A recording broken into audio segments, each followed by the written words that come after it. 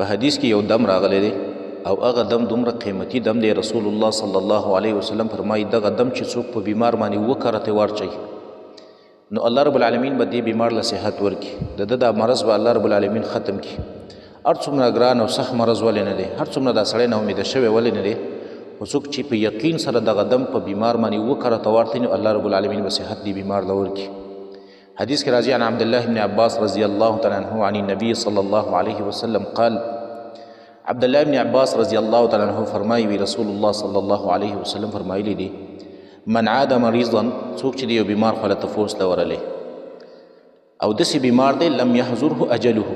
چې د زنکدن نه دی شروع، یعنی داسې بیماری باندې دی چې د دې بیمارۍ نه الله رب العالمین د مرګ نه دی لیکلی. او فقال عنده، دا سړی د دې بیمار په خوا کې 7 مرات وکرته دا دم ورته چې اسأل الله العظیم رب العرش العظیم ان یشفیک، دا دم پې وکرته ورته نو رسول الله صلی الله علیه وسلم فرمای الا عفاه الله من ذلك المرض، الله رب العالمین به دې بیمار له د دې مرض نه عافیت ورکي، الله به اخلاص کړي د دې بیماری نه، الله رب العالمین به صحت ورکي. او دا حدیث ابو داود کې راغلی دی، ترمذی راوړی، امام نسائی راوړی دی. نو اسأل الله العظیم رب العرش العظیم ان یشفیک، دا یو بهترین او آسان کلمات دي چې څوک په بیمار باندې وکړي په یقین سره ورته الله رب العالمین به دې بیمار له صحت ورکي.